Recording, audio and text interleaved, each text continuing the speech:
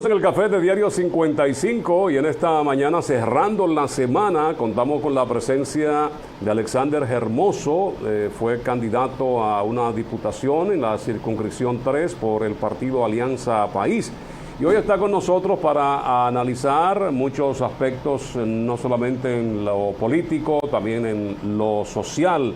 Estamos en el viernes. Buenos días, Alexander.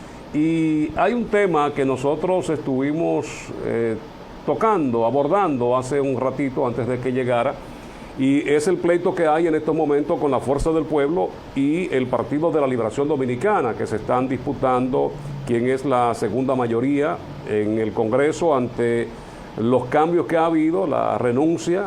Muchos no quieren tildarlo como de oportunismo o un término que decía yo, el diputado reformista Castro Silverio no quiso que se tocara de la misma manera que se ha utilizado, que es el transfugismo. Y entonces se da el caso de que del PLD 5 diputados se van, 2 senadores, se van otros que están preparando su maleta. ¿Cómo te entiendes? ¿Realmente es el partido quien debe estar representado por los votos obtenidos y que esos legisladores obtuvieron esa curula a través de un partido, o es hacia donde ellos se van que fortalecen el partido a que se dirigieron? Bueno, muy buenos días y muchas gracias como siempre por la invitación, que siempre, pues lo hemos dicho, estamos a la orden para cuando nos requieran. Miren, con ese tema debemos partir de la raíz en parte de ese problema, y es la ley electoral y la ley de partidos. Una ley electoral y de partidos, ambas leyes recientes, 18, y que su origen per se, lo que se tenía pensado hacer fue modificado para lo que fue aprobado. Dígase, con la fuerza sobre todo en ese momento de la mayoría absoluta del PLD, más el PRM, oposición en esa época, modificaron muchos aspectos de lo que se quería que fuera la ley. Entre ellos, la distribución igualitaria para todos los partidos de los fondos, que estaba en un principio como el bloque de oposición lo había sugerido, pero también el tema del transfugismo y cómo manejar esa parte. Recordemos también que cuando Leonel Fernández se va, después de las primarias, surge una discusión ahí también de si podía o no ser candidato, porque la ley establecía que si usted había sido candidato, pero entonces, bajo el alegato de que, bueno, él no fue candidato, él fue precandidato, y básicamente con eso mataron legalmente el asunto. Esta es otra posición. Entonces, ¿a qué voy? A que con la ley electoral y de partidos, muchas situaciones que se están dando ahora fueron problemas que se pudieron haber evitado si se hubiese puesto claramente esa situación. Cuando llegamos ahora, y como ustedes decían antes de iniciar este segmento ahora, decían ustedes, es que para el PRM fuera muy fácil, si así vamos a esa fórmula que quiere aplicar la Fuerza del Pueblo, decir, bueno, 10 senadores de nosotros van a ser de Dominicanos por el Cambio, y entonces ya va a ser la segunda mayoría, porque nosotros tenemos 13, 14, dice Santana, ellos van a tener 10. Martínez, como si eso fuera matemática de preprimaria. De preprimaria. Si fuera así, ahora definitivamente se ha planteado una discusión que jurídicamente hablando deberá crear unos precedentes, porque si vamos a lo que tenemos actualmente, pues la tendencia es a que el partido que sacó esa mayoría en segundo lugar, o esa segunda mayoría, fue el PLD en este escenario. Que se fueran 2, que se fueran 5, bueno, pero como partido, y tomando en cuenta los votos de las pasadas elecciones, fue a ellos, no fue a otra fuerza, entonces, o a otro partido, para que no se equivoque con lo de la Fuerza del Pueblo. Entonces entendemos que jurídicamente tendrá que debatirse, porque una cosa es lo que la interpretación un grupo pueda darle a la ley, porque las leyes siempre, los abogados lo decimos, la ley a veces la interpretación es según quien la lea.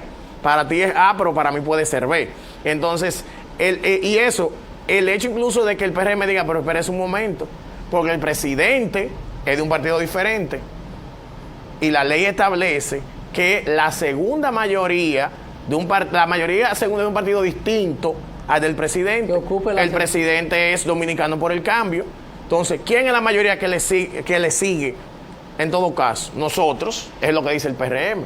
Entonces, esa es la última espinita que tiene ese detalle. Yo entiendo que tramitarán ellos en todo caso eso ante el tribunal, si no se define entre ellos amigablemente, algún acuerdo que incluso de 1 año, 2 años, como a veces se ha hecho para el tema de algunas posiciones. ¿Eso iría al administrativo o iría al...?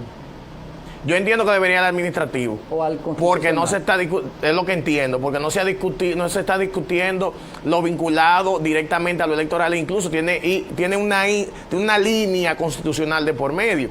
Entonces, hay ley, es una ley. Pues entonces, como lo estamos viendo por ahí, que no es discutiendo quién sacó, no se está discutiendo quién sacó más o quién sacó menos. O quién tiene más o quién tiene menos. Entonces, pues ya esos resultados están. Y lo que en el caso de Félix Bautista, por ejemplo, que fue uno de los que se fueron del PLD, se sabe con cuántos votos. Digo, se supone que se sabe con cuántos votos fue que ganó, porque como ya hemos hablado en otra ocasión, aquí no se sabe, ni se va a saber la verdad de los votos del 2020, los numeritos finales. Yo decía, perdón, Edison, yo decía ahorita, Alexander, que hay políticos que ven más allá de la curva, y precisamente este fue uno de los llamados del expresidente Fernández: quédense en el PLD lo que sean candidatos. O sea, era viendo, ya él ganó un primer round cuando fue candidato, cuando supuestamente no podía hacerlo, y otros que salieron y fueron candidatos también. Esto no fue una estrategia bien pensada por el presidente Fernández. Ganen allá y después vienen para acá y tenemos la mayoría.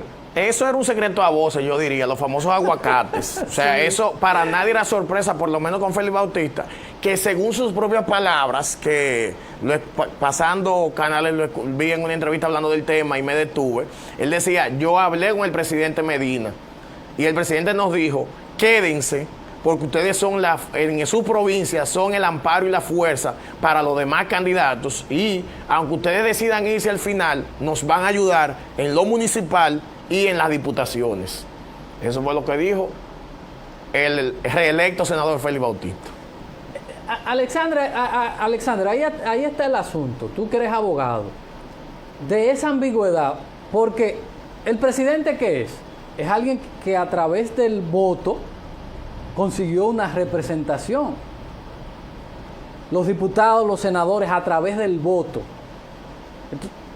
consiguieron una representación que se la da el voto. Yo soy senador porque por mí votaron una mayor cantidad, porque por mí, por mi partido y por mí, o por el partido que me postuló, votó más personas. Eso tendríamos que definirlo, porque a veces lo hacemos a propósito y dejamos una cosa ambigua, como la que tenemos, que dice el segundo partido diferente al que ocupe, qué sé yo qué, una cosa que parece más bien un trabalengua. Eso tenemos, ¿entiendes tú, que corregirlo o está claro? Porque yo lo entiendo fácil. Yo no tomo cantidad de senadores ni diputados. Yo tomo cantidad de votos que sacaron en un proceso por el tema de la representatividad, que es lo que hacen la gente que van al Estado y que son los que conforman en un esquema republicano los 3 poderes del Estado, que van ahí todos por un esquema de personas que fueron escogidas por una demarcación para que los represente. Entonces, donde vaya, por eso decíamos, y perdón que me extienda la pregunta, de esta charlatanería que hay, de gente que se van de una diputación y se la quieren entregar a un familiar, que es lo mismo, este esquema. No, es que una gente le entregó su representación a ese partido y a esa persona y debe permanecer. ¿Es claro el concepto? ¿Es difuso? Creo que le llaman ustedes los abogados, o tendríamos que esto especificarlo muy bien, porque esto mismo sucedió en el 16, PLD, PRM, que se quería sacar del juego al PRM para meter al PRD y se mandan a gente a que se fueran, se pasaran para el PRD. Sí, por eso decíamos que ya había precedente, pero mira con eso del cambio de una posición a otra, o habiéndote elegido y ser después designado por el presidente. Entiendo que hay una discusión ahí que tiene que darse. ¿Por qué? Porque el voto es personal. Se supone que el voto es personal, entonces yo elijo a fulano de tal, a fulana de tal como mi representante. Entonces ahí entra el derecho de elegir o de ser elegido. Eso es constitucional y es un punto. Ahora, si esa persona, dentro de los derechos que tiene como individuo, renuncia a esa candidatura, a ese puesto ya elegido, como han tenido que hacer los diputados que hemos mencionado, ¿qué pasa? ¿Cómo hacemos para no vulnerar ese derecho? Si esa persona ya renunció, ¿qué entiendo yo que debería legislarse? Porque no lo dice la ley ahora mismo. que en todo caso, como se está pidiendo por muchos sectores, que esa posición lo ocupe el segundo más votado, o el que le siga en voto. Tú tienes 4 diputados y el que estaba en la tercera posición lo designaron ministro de Hacienda. Entonces el cuarto, que por el odioso sistema de Hunt, que ya sabemos que debe modificarse, entonces darle la posición a ese. ¿Por qué?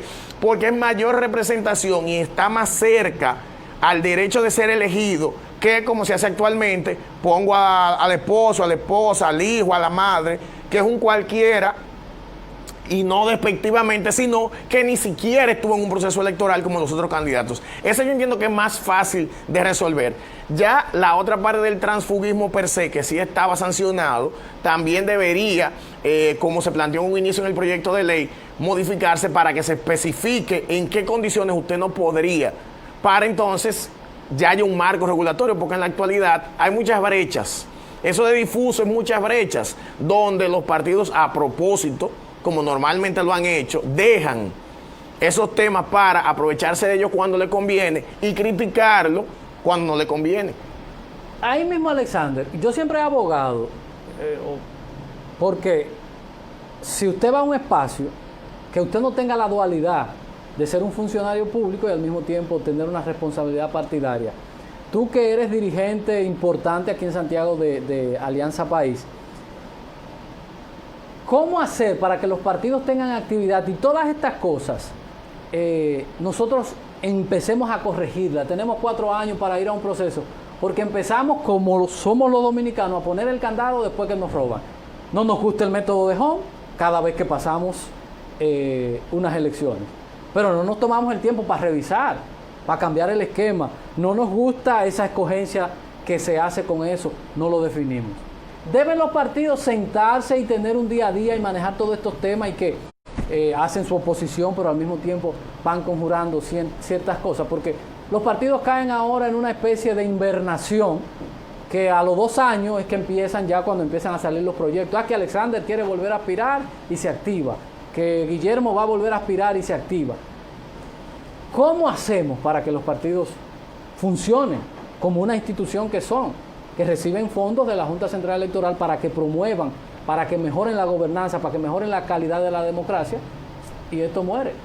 Mira, me recuerda cuando don Adalberto me llamó esta semana y me decía, ¿ya tú estás activo de nuevo en la política o estás de vacaciones? Le dije, no hemos descansado en ningún momento, porque pasó el proceso electoral, pasó ya la campaña, las elecciones, después metido en la Junta y ahora trabajando desde la oposición, con algo que ha sido muy claro para Alianza País.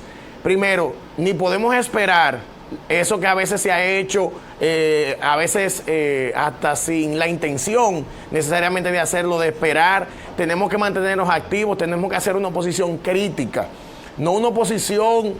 El lunes tuvimos una reunión vía Zoom con Guillermo y toda la región norte, y él decía, no es oponernos a todo, recuerden eso, no es oponernos a todos, es saber qué se está haciendo bien y lo que se está, y para poderlo ubicar, pero también qué se está haciendo mal. Entonces debemos tener una crítica constructiva hacia este gobierno, pero además de eso debemos trabajar a lo interno. Desde hace ya 2 semanas la Comisión Política Nacional aprobó un esquema de evaluación que se está trabajando. Diríamos que en los próximos 2 a 3 meses se va a estar trabajando con ese esquema a nivel nacional para identificar, es una especie de FODA, para identificar fortalezas y debilidades de Alianza País en el pasado proceso electoral y de cara al 2024. Eso se está trabajando ya. Pero a nivel nacional también, como digo, nuestros dirigentes se han estado pronunciando con diferentes aspectos. Algunos, por ejemplo, los que fueron candidatos a alcalde, hicieron esa evaluación de 100 días de las correspondientes alcaldías. Hemos estado también denunciando situaciones, por ejemplo, como Wellington Martínez, que es de nuestra directiva nacional, que hablaba de una situación que se está dando ahora con muchos profesores de Infotep que se han quedado cesantes desde marzo, sin ningún tipo de respuesta ni de prestaciones. Y en esa medida nos hemos estado involucrando en cada uno de los diferentes aspectos para eso mismo, para que no se crea, porque ojo, muchas veces, y le pasa a Alianza País, estamos trabajando, pero no lo cacareamos lo suficiente. Y siendo oposición y en estas condiciones de desigualdad económica, debemos cacarearlo para que eso no pase lo mismo en el 2024, que digan, ustedes aparecieron el año pasado. No. tenemos 4 años que no hemos dejado de trabajar y sobre todo ahora que tenemos 2 diputados, como son Pedro Martínez y José Horacio Rodríguez, que están haciendo un trabajo, no solo lo del día a día, sino que se están encargando de diario dar un reporte de lo que se está trabajando en la Cámara de Diputados. Vamos a brindarte una taza de café Santo Domingo, sabor que empieza en el aroma. Café Gracias. Santo Domingo, lo mejor de lo nuestro. Nosotros vamos a felicitar Sí, Omar, a gracias. uno de nuestros televidentes, si tiene que ser el mayor de nuestros televidentes, que cumple hoy 110 años. ¿Cómo? Así es. Aurelio Peña, alias Don Lelo, que cumple 110 años, ahí lo tenemos. Todo un personaje. Ese es que tiene que decir la cumpleaños. fórmula. Así es, tiene que decirnos Don Lelo la fórmula de Esa, cómo... mira ahí. Yo creo que es esa. Vela ahí, Yo vela creo ahí. que esa es la fórmula. La sábila. No, y trabajando. El estilo de vida. Levantándose, sí, es cierto. Don Lelo, muchas felicidades y que siga cumpliendo muchos más. A Balaguer le dijeron de regalarle una tortuga y dijo, no, lo que pasa es que uno después se encariña con esos ¿verdad? animalitos. Don Lelo, muchas felicidades y que Dios le bendiga. Publicidad y ya volvemos con Alexander y este Hermoso. conversatorio que estamos llevando en el día de hoy. Ya volvemos.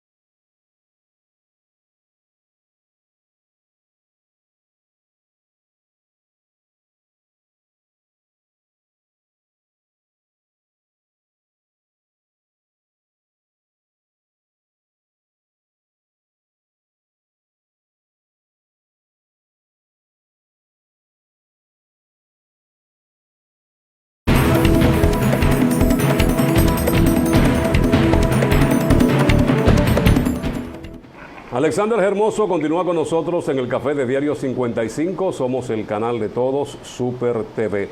Alexander, 16 de agosto asume un nuevo gobierno. Es muy temprano para comenzar a valorar, pero las designaciones sí podemos nosotros analizarlas, incluso ya algunas críticas, porque cosas que no se veían bien en los gobiernos anteriores hoy pues son parte de los nombramientos que se han hecho en este gobierno. La familia. A veces tú dirás, bueno, pero que ellos trabajaron, ellos se ganaron una posición en el... ¿Cómo tú evalúas, cómo tú analizas las designaciones, lo que ha estado ocurriendo en este nuevo gobierno? Bueno, definitivamente que sí apenas está iniciando, pero si queremos realmente ese cambio que nos prometieron a todos, aunque yo no haya votado por él, pero soy dominicano, entonces nos prometieron un cambio.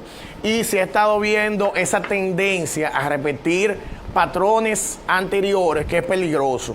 Como me ha tocado decir en varios escenarios que de esos grupos de WhatsApp que le preguntan a uno y le digo, el hecho de que no sea ilegal determinada acción no quiere decir que tú debas hacerla.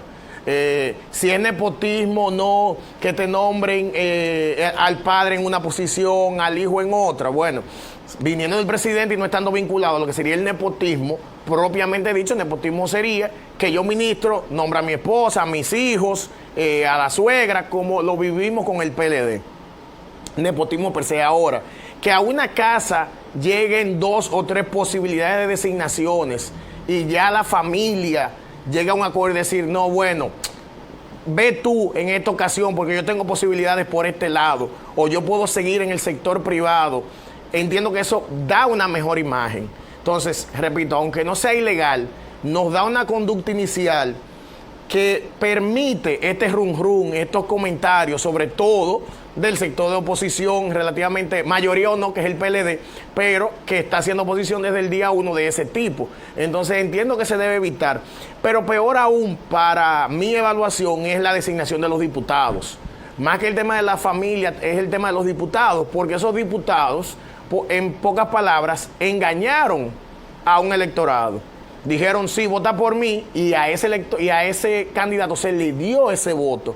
Entonces, aunque el presidente le haya hecho la oferta, entiende Alexander Hermoso, y es lo que los candidatos de Alianza País, en un escenario, vamos a decir, que no hemos vivido, pero que si nos tocara, es la decisión también que tomaríamos. Por eso digo, hablo como Alexander Hermoso. Electo yo, electo Guillermo Moreno presidente, Alexander, te voy a nombrar procurador para que le recibas a Jean Alain los documentos. Le digo, le diría, no, don Guillermo, porque yo fui elegido como diputado por 4 años.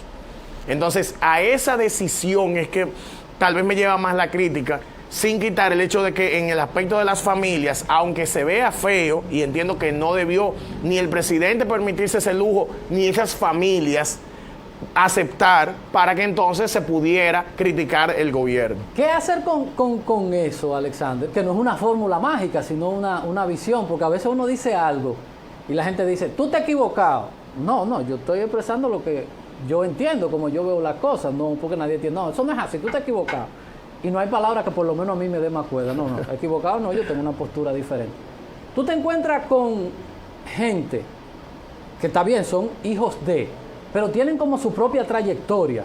Le tocó a un muchacho, a un actor, que lo he visto en telenovela, decir, no, espera. El de La Vega, Carlos. Exacto, Carlos de la Mota. Carlos de la Mota le dice, no, yo hice un vínculo por mi condición de figura pública, pero mi mamá viene siendo del PRD y pasó al PRM, es una figura importante, y hemos trillado caminos diferentes, como por ejemplo es el caso de Jean Luis Rodríguez, Roberto, que son 2 políticos de principalía. Está Orlando, está su hijo, que es diputado. La hermana Dilia. Está, exacto. ¿Cómo hacer con esto? Porque, por ejemplo, Frank puede ser mi hermano y nosotros decidimos militar los 2. Y Furán tiene su carrera, y Furán tiene su equipo, y Furán pertenece a una tendencia. ¿Cómo manejar con esto? Que aunque parezca, no lo es, porque cada quien tiene su vínculo y tiene su formato. Por ejemplo, tenemos el caso ahí de Carolina, que va avanzando muy bien, ha ido creando su propio liderazgo, aparte del de Hipólito. Sí, es lo que yo quise tal vez, lo que yo traté de decir en la anterioridad, el tema de como familia, tomar una decisión familiar. Y los casos que tú planteas ahí, que son los que todos conocemos, yo te diría muy fácil. Tenemos la opción de que van a designar a Carlos de la Mota como viceministro de Relaciones Exteriores, creo que fue, y su madre como gobernadora de La Vega. Y él decir, ella tiene 35 años en el PRD, bueno, mira mami, yo entiendo que es la posición que tú te mereces. Que ella salió electa regidora, incluso. Entonces o sea, ha hecho campaña, ha hecho procesos anteriores, que no es extraña, y ratifica su compromiso en el PRM. Que yo entiendo que viene ahí una decisión personal, familiar, de él decir, prefiero que le reconozcan los años a mi madre, porque yo puedo seguir trabajando. Yo puedo ser asesor honorífico, yo puedo hacer un puesto. En el caso de Carolina, ella fue electa por la parte municipal y el hijo fue uno de los que designaron ahora. Ahí tú tendrás, bueno, ella está en lo municipal, malo fuera que entrara en el ayuntamiento, pero sigue siendo la misma familia. O en el caso de Orlando Jorge, ahí hay un tema, porque entonces designan a él, pero también designan a la hermana. Y no voy a entrar en el hijo porque el hijo ganó su diputación. Sí, entonces, son asuntos independientes que te nombren a que tú ganes una diputación. Es un tema, yo entiendo, más familiar.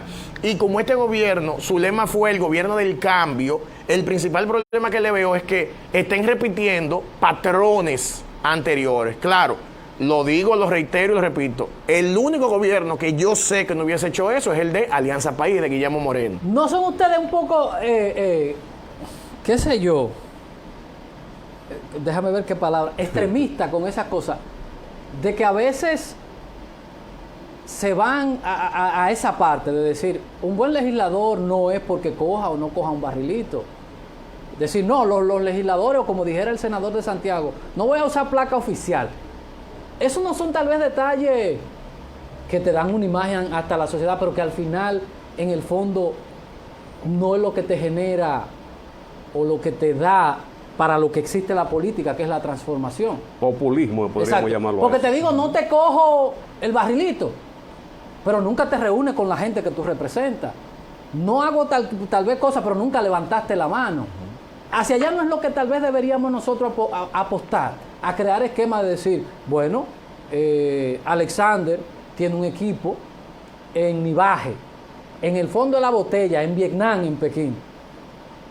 Y Alexander utilizó esa plataforma para llegar y no cogió barrilito, no puede tener contacto con ellos, ni puede resolver un problema a nadie, pero tampoco los escucha para pasar una ley que le ayude a esos sectores desposeídos a mejorar su calidad. Esos asuntos, ¿cómo lo balanceamos? De creer que cosas como estas son las que hacen falta. Ya yo no tengo placa oficial ni beneficio, yo soy un buen legislador. Debe ser un todo, y ese es el detalle, debe ser un todo. ¿Por qué se trata mucho el tema del barrilito, el cofrecito y demás beneficios? Porque son ilegales. Los legisladores, para garantizar el clientelismo, y lo que ha hecho que muchos de ellos tengan años ahí, es por ese clientelismo. Yo te doy, te mantengo mensualmente 5,000, 10,000 pesos que llego a tu casa y esos 5 votos son míos a donde yo me vaya. Entonces eso es parte y es uno de los principales problemas y por eso se ataca y se critican tanto esos beneficios. Pero si yo no hago mi trabajo legislativo, ¿qué estoy haciendo? Muchas veces, al no hacer ese trabajo legislativo, el cofrecito, el barrilito, son los que garantizan ese trabajo. No hice nada por tu comunidad, no hice nada por mi ciudad, pero a 100 familias le estoy dando 5,000 pesos todos los meses. Entonces, debe haber una renuncia a esos beneficios ilegales, porque en ningún momento ahí se ha hablado de que no te paguen. No, y muy buen sueldo, y beneficio tipo como los médicos, y una pensión que no es la que tributan los demás ciudadanos. Pero 2 exoneraciones y tantos miles por ciudadanos a esos beneficios que estamos hablando. Pero también, y lo decíamos en la campaña, un legislador de cualquier ciudad, de cualquier provincia, que en los 4 años tal vez propuso un proyecto de ley. Óyeme, ¿qué trabajo tú hiciste? Porque no es que te lo tengan que aprobar, porque eso es una realidad que todos sabemos. Sobre todo si tú no tienes la mayoría. Tú puedes proponer 10 cosas y no te aprueben ninguna en 4 años. Ahora, la evaluación que pedíamos y que hicimos para la campaña pasada fue de los legisladores actuales de Santiago. Vamos a ver cuántos proyectos de ley sometieron. Sometiste 10, qué bueno, aunque no te hayan aprobado ninguno. Sometiste 1, entonces, ¿qué tú hiciste todo ese tiempo, todos esos 4 años. Entonces, es un compuesto, es todo. Debe estar en la comunidad, y eso es algo, por ejemplo, con el mismo Eduardo Estrella, que lo hablamos en una reunión que sostuvimos ya hace como 2 semanas, y él decía de su deseo y su trabajo de no estar en Santo Domingo, salvo para el tema propio de ser senador y las obligaciones sino de tener vida en Santiago, como él siempre ha hecho, y un equipo de trabajo que independientemente él esté en Santo Domingo o no, las cosas sigan caminando, porque también el personalismo, personalizar los puestos, es parte del problema. No, si el senador no está, si el diputado no está aquí, no sabemos. No, porque es una institución. Entonces, en esa misma línea, que todos podamos tener acceso a nuestros diputados, a nuestros regidores, a lo que esté pasando en el ayuntamiento, a lo que esté pasando en el Congreso, es parte del trabajo. ¿Para qué? Para que esta ciudadanía crítica, que queremos que sea cada vez más, pueda tomar una decisión en base a pruebas. Un paréntesis antes que Fran entre, porque yo siempre he dicho, cuando uno diseña cosas, y ha sido el problema más grande de República Dominicana, cuando diseña políticas, que se va a lo legal y a lo técnico, y deja la parte social fuera, que es el elemento 1A cuando usted va a diseñar una política. ¿Qué yo hago con un joven que no estudia y no tiene trabajo y quiere continuar estudiando, y el Estado no tiene un esquema para ese tipo de cosas? O puede ser un asunto médico, o puede ser hasta la muerte de un familiar y no hay cómo enterrarlo. Una sociedad, un Estado que no funciona, ¿qué hacer entonces con ese elemento que se llama Alexander Hermoso, que es el espacio de poder más cercano, o el elemento más cercano que yo tengo para estar cerca del Estado, para que me resuelva mis problemas? Se me murió un familiar, no tengo nada, y a donde acudo es al más cercano, que es el diputado Hermoso. ¿Por qué? El Estado como todo no me da soluciones, y yo voté por Hermoso y yo necesito una caja, o yo necesito que él me pague, por lo menos me dé la mitad de yo pagar la universidad o cualquier cosa, o necesito un medicamento caro y no lo puedo comprar, o muchísimas necesidades que la gente tiene y que el Estado no puede suplir y que ellos no pueden suplirse. ¿Cómo hacemos con esto? Porque yo estoy en el tema del barrilito en una posición intermedia, que creo que la legalización de eso, legalización en el sentido de que sea transparente.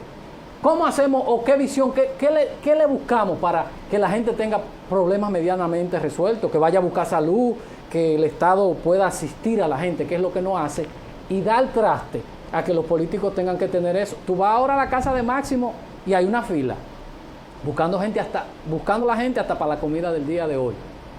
Que todo el mundo se pregunta que por qué Máximo tiene 35 años. Claro. No sé si esto es correcto o es incorrecto. Ahora, lo que sé es que hay esquemas del Estado infuncionales que obligan a la gente a hacer eso. Porque esas personas como él y otros tienen tanto tiempo por el clientelismo, porque han preferido garantizar con dádivas y no con políticas públicas. Y así, en este estado, cualquiera se mantiene. Tú decías, hay una parte técnica y una parte social. Vámonos entonces a lo técnico, a lo legal. ¿Cuál es el trabajo del legislador? Como se ha hablado últimamente, incluso desde el nivel presidencial, eliminamos tal burocracia o tal duplicidad de funciones, y esos fondos los pasamos al Ministerio de Salud. No recuerdo si fue 15 millones, lo último que se habló, o un número mayor, pero la cifra X de la burocracia yo te la destino a salud. ¿Para qué? Para cuando esas personas que tal vez iban a ir a mi casa a buscar una receta, vayan al Cabral Ibáez, encuentren ahí la receta. Eso es lo que debe ser, no lo que tenemos, estamos claros con eso. De ahí, de lo que queremos a donde estamos, hay que transitar, y por eso, desde un principio decimos lo que tiene que ver, por ejemplo, con el quédate en casa, la solidaridad y todo eso. Son políticas que, aunque apuntan al clientelismo, son necesarias en este momento. ¿Por qué? Porque como Estado no te he garantizado lo demás. Cuando yo como Estado te garantizo la salud, la educación, la seguridad y el transporte, por decir lo más mínimo, entonces yo puedo eliminar ese tipo de planes con fines políticos, que es lo que son. Si nosotros trabajamos en que ese barrilito y todos los si mal no recuerdo, creo que rondaba por encima de los 4.000 millones de pesos, lo que para este año estaba destinado a todo ese tipo de beneficios para el Congreso. Vamos a suponer que fuera 4.000 y que esos 4.000 millones los pasemos con una ley de primer empleo. Y que ese dinero se utilice para que empresas se pueda subsidiar a empresas que contraten ese joven que tú decías que terminó de estudiar. Entonces, ese es el trabajo del Estado, tanto del nivel ejecutivo que lo puede proponer, como del nivel legislativo que lo apruebe en ley. A eso es que queremos llegar, a eliminar el clientelismo. Pero vuelvo y repito, en el estado actual y más con esta situación del COVID, las filas en casa de diputados y senadores no van a desaparecer. ¿Por qué? Porque tampoco el Estado puede ser irresponsable, como no estoy siendo yo ahora irresponsable, y decir, eso hay que quitarlo hoy mismo. No, debemos transformar en políticas públicas que garanticen lo que aquí en los últimos 40, 50 años no se ha querido organizar como Estado, porque le conviene a los partidos mayoritarios para mantenerse en el poder. Alexander, Fran iba a entrar, Fran me va a matar, no lo he dejado hablar. Está bien. Vamos a ir a la publicidad, entonces entramos con Fran y su pregunta, porque los muchachos, ahí vino Robinson y ya me dijo que tenemos que ir a la publicidad. Alexander Hermoso, Alianza País, con él conversamos después de la pausa.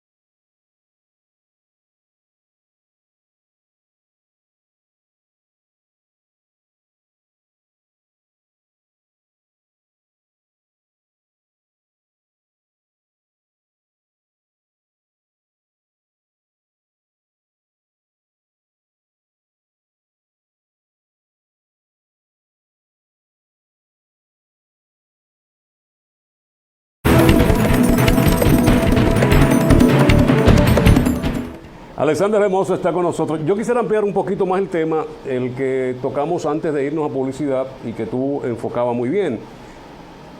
Los beneficios que tienen hoy nuestros legisladores, eso le llaman prerrogativas. Vienen también del dinero tuyo, mío, de todos los contribuyentes.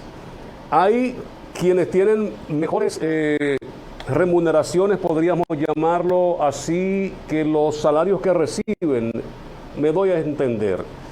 Hay quienes tienen más beneficio extra que el salario que perciben. Ahora vimos con lo de la Cancillería que se destaparon cosas que tenían un salario, pero lo que devengaban por gasto de representación era mucho mayor. Y eso ocurre también con los diputados. Tú no puedes cuantificar cuánto ellos reciben. Ellos están para fiscalizar, para hacer leyes, para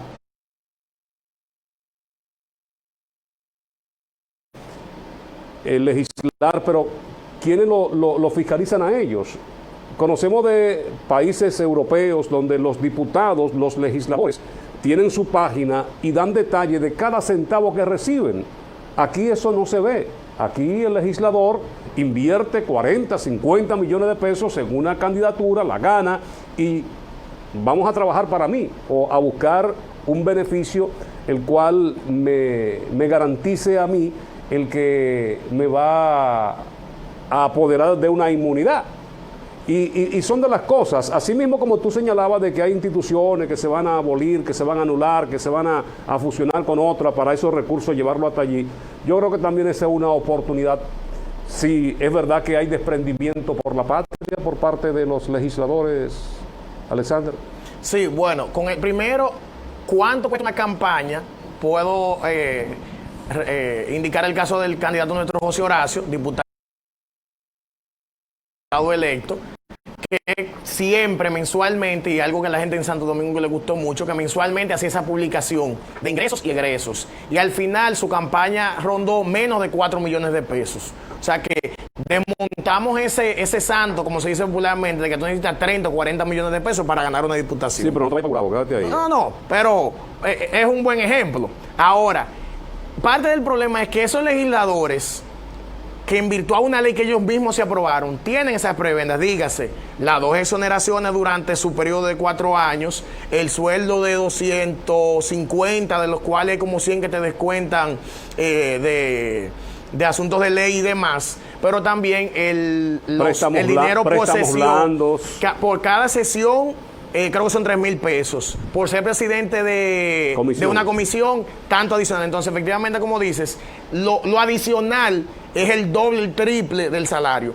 Con los diputados y con los senadores siempre me gusta indicar algo. Usted sabe a dónde usted va.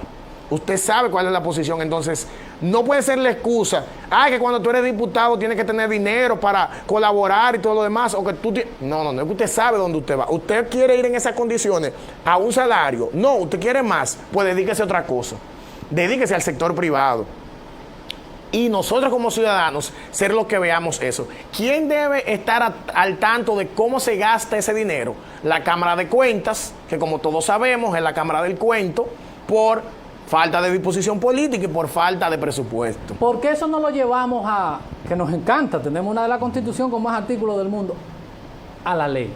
Que era lo que te decía, dejamos todo para que después eso que no es el caso tuyo, después se convierte en parte del discurso político opositor, de que reciben esto, yo estoy de acuerdo, si se lo van a dar, que se lo den, pero que a mí un diputado cuando le compre un café Santo Domingo, tenga que pedir una factura gubernamental que indique que sí lo gastó, con un comprobante gubernamental, porque el Senado tiene una contabilidad y tiene su RNC, y usted dice, mire, hágame esa factura en nombre del Congreso de la República, usted compra todo y por ahí usted lo puede auditar, recibí 5, miren la factura aquí, sobró tanto. Otra pregunta, Alexander. Pero déjame aclarar algo, nosotros esperamos que efectivamente, desde este nuevo gobierno como partido, se modifique, se eliminen esos beneficios. Si hay que aumentar y que en vez de 250, por decir un número, gane 300,000 fijo, Bueno, pues eso es parte de lo que se podría negociar. A final de cuentas va a salir más económico que con todo lo demás. Pero la buena esperanza que tenemos es que a nivel senatorial, tanto Farideh Raful como nuestro senador Eduardo Estrella ya han dicho que renunciaban a recibirlos. Y una de las primeras propuestas que viene de Alianza País con Pedro Martínez y José Horacio Rodríguez. Hubo otro que no recuerdo ahora cuál fue, que también dijo que renunciaba. Pero si desde las cabezas del Senado y de los diputados está a disposición a no recibirlo, porque hay muchos que dicen, yo no lo utilizo para mí, sí, pero lo recibes y está propiciando en parte ese clientelismo. Otra cosa es no haberle puesto la mano nunca, como pasó con Fidelio Despradel en los 4 años, que ni utilizó ninguna de las exoneraciones, ni ningún beneficio fuera de su salario. Pasó ahí sin pena ni gloria. Bueno, no, yo no te diría que pasó sin pena ni gloria, porque primero, el trabajo opositor lo hizo, siendo minoría. Es lo que yo decía, que a veces no es lo que uno no haga, es lo que no se cacaree lo suficiente. Y en el tema medioambiental, fue vocero de todos los grupos ambientalistas y de los que más impulsó iniciativas, sobre todo contra el desministerio de medio ambiente que teníamos anteriormente. Casi nos vamos. El Distrito Nacional, tú vas y ahí hay una realidad, específicamente la circunscripción número 1 del distrito. Ahí está las personas más ricas de este país, que ya hay una conciencia, y por eso gente como José Horacio se le hace fácil. Ahí estuvo Hito, ahí pasó Wellington Arnaud, ahí pasó Farideh, ahí hay unos muchachos, porque la gente tiene, en esa circunscripción del distrito, tiene la capacidad de elegir no por el picapollo, sino elegir y entender quién lo va a representar. Ahora, vemos desde ahí que tenemos un país diferente. ¿Cómo hacemos? Porque para usted tener pensamiento, usted no tiene que ser rico, que es la brecha que a veces tenemos, que no es necesaria económica, sino de esa capacidad que tienen eso de la circunscripción 1 del Distrito Nacional de pensar quién lo representa, a los que tienen de otro espacio que lo hacen por un picapollo. Como dicen ustedes los abogados, vista la realidad, ¿qué hacemos con eso? Porque, por ejemplo, ese ejemplo es puntual, pero el mercado electoral, las personas, la calidad de quien escoge es diferente. Mira, cada circunscripción es diferente. El año pasado hicimos un análisis partidario de esa realidad en las 3 circunscripciones de Santiago. Y ya ahora, post los resultados electorales, confirmamos muchos de esos puntos. Definitivamente que en la 1, por ejemplo, del distrito, hay más uniformidad de sectores, de clases media, alta, que son las que viven ahí. Nunca ha sido interés de ningún gobierno tener un pueblo educado. Replicar esa educación de la circunscripción 1 a nivel nacional no le ha convenido a ningún gobierno. ¿Por qué? Porque entonces son ciudadanos críticos. Entonces, lo que como oposición y cualquier persona que aspire a un cargo electivo debe adentrarse a su circunscripción. Cuando tú decías el fondo de la botella y dijiste ahorita Vietnam, nadie se puede imaginar, o poca gente en Santiago, sobre todo de la misma circunscripción 3, se mete ahí o tú le enseñas una foto y dice que eso es aquí en Santiago. Yo lo conozco porque la familia de mi papá es de la Cruz de Mari López. Yo conozco Pekín y toda esa zona. Y yo la visité también con motivo de la campaña. Y tú meterte ahí y enseñarle la foto a la gente, dice, aquí, en Cuando Santiago. Cuando tú le dices a una gente que hay gente que hace sus necesidades en fundas, no te lo crees. No. Y que sea aquí en Santiago, porque te lo creerán más lejos. Pero yo le pongo el ejemplo a mucha gente, y para cerrar de ese punto, el barrio que hay debajo del puente, en la Estrella Sadalá, al lado de la lotería, yo le digo a la gente, si ustedes bajan ahí, ustedes pasan por ese puente y ni bajan por ahí, y ustedes van a ver una realidad en el centro de Santiago que ustedes no se imaginan. Y esa zona la conozco porque desde las inundaciones del 2015 le hemos estado dando seguimiento. Entonces, ¿qué necesitamos? Transformar la sociedad, pero sabiendo a qué público nos dirigimos y efectivamente hacerle llegar el mensaje de lo importante de que ellos tengan ojo crítico, que la solución no es la fundita ni el picapollo de hoy, sino políticas públicas que puedan resolver su problema a largo plazo, que es lo que uno quiera. No desenfocarnos, pero saber cómo hacerle llegar el mensaje, que ellos entiendan ese mensaje. Alexander, muchísimas gracias por haber estado con nosotros cerrando esta semana laboral para nosotros. Nosotros agradecidos de haber contado con todos los invitados de esta semana y con la teleaudiencia de ustedes. Fran Rodríguez, Edison Meléndez y todo el equipo, les agradecemos eso y les recordamos que el próximo lunes estaremos aquí a las 7 en punto en otra versión de Diario 55 y su café. Bye bye. Feliz resto del día.